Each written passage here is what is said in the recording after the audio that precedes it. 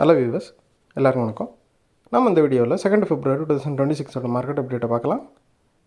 அப்புறம் நாளைக்கு நிஃப்டி ஒரு 600லேருந்து 700 பாயிண்ட் வரைக்கும் ரேலி ஆகிறதுக்கான வாய்ப்புகள் நிறையவே இருக்குது.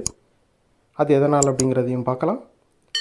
அப்புறம் க்ரூட் எதுக்காக விழுந்துச்சு, கோல்டு எதுக்காக விழுந்துச்சு, ஸ்டாக்ஸில் எல்லாம் டாப் கெய்னர்ஸ் எல்லாம் டாப் லூசர்ஸ், இந்த எல்லா டீட்டெயில்ஸும் இந்த வீடியோவில் பார்க்கலாம். ஃபஸ்ட்டு மார்க்கெட் அப்டேட்டை பார்த்துடலாம்.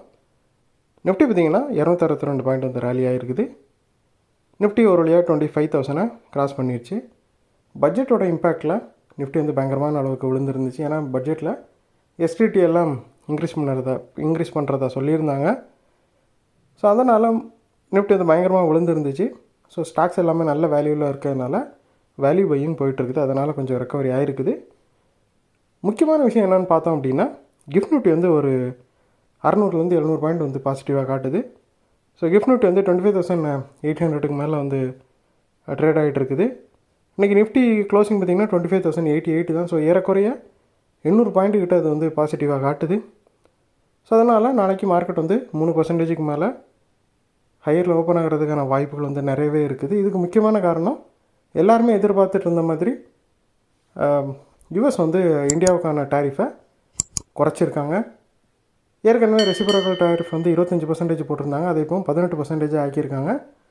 அது மட்டும் இல்லாமல் இந்தியாவும் ரஷ்யா கிட்டேருந்து ஆயில் வாங்குறதை ஸ்டாப் பண்ணிவிட்டு யூஎஸ் கிட்டேருந்து வாங்குறதா இருக்கிறாங்க அப்படிங்கிற மாதிரி நியூஸஸ் போயிட்டுருக்கு. ஸோ அதனால் 25% டேரிஃபும் குறைஞ்சி மொத்தமே வெறும் 18% டேரிஃப் மட்டும்தான் இந்தியாவோட பொருட்கள் மீதான அந்த எக்ஸ்போர்ட்டுக்கு இருக்கும் அப்படிங்கிற மாதிரி நியூஸஸ் இருக்குது. இதை ட்ரம்ப் சொல்லியிருக்கிறாரு. ஸோ இது இந்திய மார்க்கெட்டுக்கு ஒரு பயங்கர பூஸ்ட்டை கொடுத்துருக்குது. அது மட்டும் இல்லாமல் பட்ஜெட்னால் பயங்கரமாக விழுந்துட்டு இருந்த மார்க்கெட் இப்போது இந்த பாசிட்டிவ் நியூஸை கேட்டதும் அதிகமான அளவுக்கு ரெக்கவரி ஆகுது. ஸோ அது மட்டும் இல்லாமல் இந்தியா பார்த்திங்கன்னா யூஎஸில் ஒரு $500 பில்லியன் அளவுக்கு அமெரிக்காவோட எனர்ஜி, டெக்னாலஜி, அக்ரிகல்ச்சுரல், அப்புறம் கோல் ப்ராடக்ட்ஸ் வாங்குறதா இருக்கிறாங்க. இந்தியா சைடில் பார்த்திங்க அப்படின்னா இந்தியாவோட ஐடி செக்டாரு, அப்புறம் டெக்ஸ்டைல் செக்டார், இது எல்லாமே பயங்கரமாக பூஸ்ட் ஆகிறதுக்கான வாய்ப்புகள் நிறையவே இருக்குது. இந்த ட்ரேட் டீல்னால் இந்தியன் ருப்பியும் கொஞ்சம் ஸ்டெபிளைஸ் ஆகும். ஏற்கனவே 92 கிட்ட போயிடுச்சு இந்தியன் ருப்பி. அதுவுமே இறங்கி கொஞ்சம் ஸ்டெபிளைஸ் ஆகிறதுக்கான வாய்ப்புகள் நிறைய இருக்குது அப்படின்னு நம்பப்படுது. அப்புறம் க்ரூடு பார்த்திங்கன்னா மறுபடியும் 65க்கு வந்திருக்குது. ஸோ யுஎஸ் ஈரான் கடையிலான அந்த டென்ஷனும் கொஞ்சம் டீஎஸ்கலேட் ஆகிருக்குது. கொஞ்சம் கூல்டவுன் ஆனதுனால க்ரூடு விலையும் கொஞ்சம் கம்மியாக இருக்குது. கோல்டு பார்த்திங்கன்னா 72 பாயிண்ட் மறுபடியும் விழுந்துருக்குது. ஏறக்குறைய 1.5% மேலே கோல்டு விழுந்துட்டுருக்குது. அந்த புதுசாக யுஎஸில் ஃபெட் சேர்மன் கெவின் வாஷ் அப்படிங்கிறவரை நியமிக்கிறதா நாமினேட் பண்ணியிருக்கிறாங்க. ஸோ அந்த நியூஸுக்கு அப்புறமா பார்த்திங்கன்னா கோல்டு பயங்கரமான அளவுக்கு விழுந்துட்டுருக்குது. ஏன்னா அவர் ரொம்ப ஸ்ட்ரிக்டான மானிட்டரி பாலிசியை ஃபாலோ பண்ணுவார். ரேட் கட்டெல்லாம் அதிகமாக பண்ண மாட்டார் அப்படிங்கிற மாதிரி ஸ்பெகுலேஷன்ஸ் போயிட்டுருக்குது. அப்புறம் டாப் கெய்னர்ஸில் பார்த்திங்கன்னா ஃபஸ்ட்டு பவர் கிரிட் கார்ப் இருக்குது. ஒரு 19 பாயிண்ட் ரேலி ஆகிருக்குது.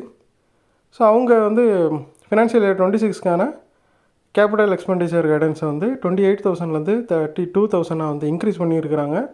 ஸோ இந்த நியூஸ்னால் பார்த்திங்கன்னா இந்த ஸ்டாக் ரேலி ஆகிருக்குது. அப்புறம் டாப் கெய்னர்ஸில் செகண்ட் பார்த்திங்கன்னா டாடா மோட்டார்ஸ் பேசஞ்சர் வெஹிக்கிள் இருக்குது. ஒரு 18 பாயிண்ட் ரேலியாக இருக்குது. இதோட domestic sales year to year compare பண்ணும்போது ஒரு 46% இன்க்ரீஸ் ஆகிருக்கிறது அவங்க ரிப்போர்ட் கொடுத்துருக்குறாங்க. அதோட இம்பாக்டில் இந்த ஸ்டாக் ரேலியாக இருக்குது. அப்புறம் டாப் லூசர்ஸில் பார்த்திங்கன்னா ஃபஸ்ட் ஸ்ரீராம் ஃபைனான்ஸ் இருக்குது. 35 பாயிண்ட் விழுந்துருக்குது. ஸ்ரீராம் ஃபைனான்ஸ் மேலே ரெகுலேட்டரி பெனால்ட்டி ஒரு 46 லட்சத்துக்கு வந்திருக்குது. அதோட இம்பாக்டில் இந்த ஸ்டாக் கொஞ்சம் விழுந்துருக்குது. அப்புறம் டாப் லூசஸில் செகண்ட் பார்த்திங்கன்னா ஆக்சிஸ் பேங்க் இருக்குது. ஒரு 28 பாயிண்ட் விழுந்துருக்குது. இவங்க மார்ஜின் கைடன்ஸை கொஞ்சம் குறைச்சிருக்கிறாங்க. நல்ல சாலிடான ஏர்னிங், அதாவது ரிசல்ட் கொடுத்துருந்தாலும் இவங்க அந்த மார்ஜின் கைடன்ஸை குறைச்சது ரொம்ப மார்க்கெட்டுக்கு டிசப்பாயின்மெண்ட்டாக இருந்துச்சு. ஸோ அதோட இம்பாக்டில் பார்த்திங்கன்னா ஆக்சிஸ் பேங்க் இந்த அளவுக்கு விழுந்துருக்குது. ஸோ நாளைக்கு மார்க்கெட்டு நல்லா ரேலி ஆகிறதுக்கான வாய்ப்புகள் இருக்குது. ஸோ அதுக்கேற்றாப்புல நீங்கள் ட்ரேடிங் பொசிஷன்ஸை வச்சுக்கிறது நல்லது. இந்த வீடியோவில் உங்களுக்கு கொடுத்த இன்ஃபர்மேஷன்ஸ் எல்லாம் கண்டிப்பாக ஹெல்ப்ஃபுல்லாக இருந்திருக்கும். நான் நம்பர் இது உங்களோட ஃபியூச்சர் ட்ரேடிங் செஷனுக்கு கண்டிப்பாக ஹெல்ப் பண்ணும். இந்த வீடியோ உங்களுக்கு பிடிச்சிருந்துச்சுன்னா லைக் பண்ணுங்கள், ஷேர் பண்ணுங்கள், மறக்காம சேனலுக்கு சப்ஸ்கிரைப் பண்ணுங்கள். அப்படியே இந்த பெல் ஐக்கானை கிளிக் பண்ணிங்கன்னா டெய்லி அப்டேட்ஸ் நமக்கு கிடைக்கும். தேங்க்ஸ் ஃபார் வாட்சிங். Keep supporting. நான் இன்னொரு வீடியோவில் உங்களை சந்திக்கிறேன். தேங்க்யூ.